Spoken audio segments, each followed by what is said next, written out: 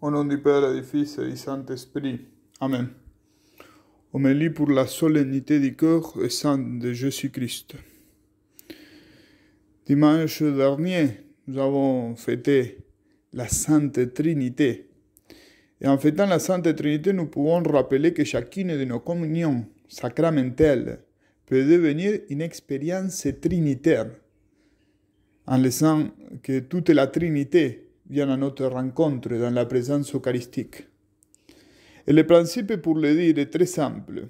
Les trois personnes de la Trinité sont une telle unité que lorsqu'il y a une des trois, les deux autres sont avec elle. Par conséquent, bien que l'œuvre de la création soit appropriée au Père, nous disons que la Trinité tout entière a créé l'univers, et de la même manière que la Trinité entière nous a rachetés dans le Fils, et que la Trinité tout entière nous sanctifie dans l'Esprit Saint.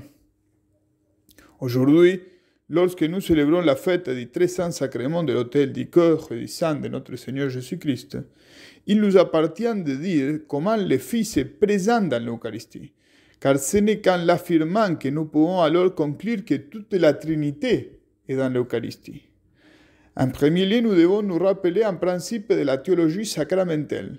Les sacrements sont des signes, mais ce sont des signes efficaces, c'est-à-dire des signes qui produisent effectivement ce qu'ils signifient. La signification des sacrements est représentée dans la matière et la forme de chacun d'entre eux.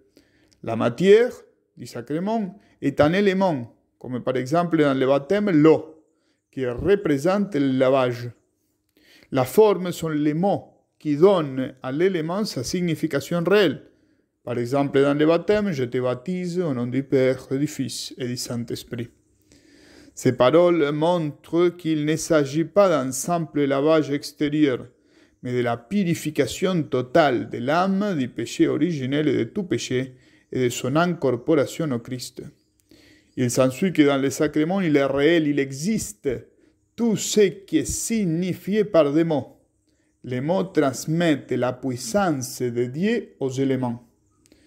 Eh bien, dans l'Eucharistie, nous avons une double matière sacramentelle, le pain et le vin, et une double forme de conversion de cette matière. Ceci est mon cœur, ceci est la coupe de mon sang. Cela signifie que le cœur et le sang de Jésus sont directement présents à travers les paroles de la forme sacramentelle.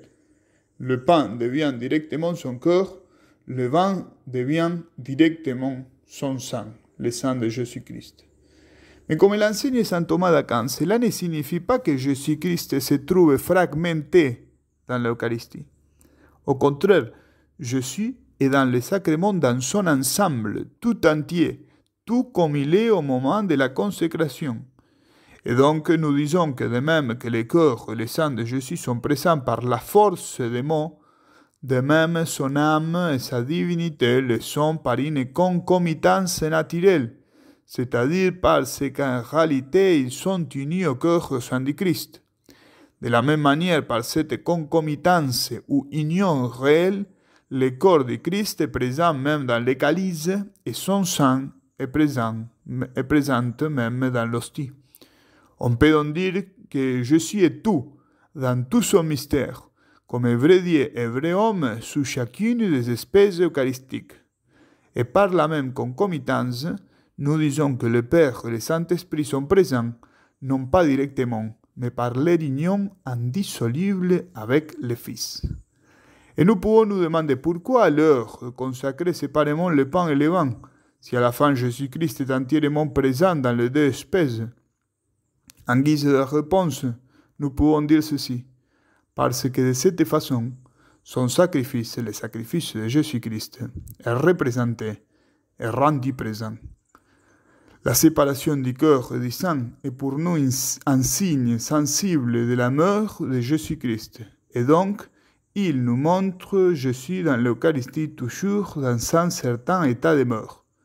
De cette façon, le moment du calvaire est rendu présent à travers une mystérieuse contemporanéité et ce sacrifice rédempteur que le Christ a souffert une fois pour toutes est actualisé pour nous, pour nourrir notre vie spirituelle et nous unir à la mort de Jésus-Christ. nous demandons à la Vierge Marie la grâce de savoir le représenter dans toute notre vie de chrétien. Au nom du Père, et du Fils, et du Saint-Esprit. Amen.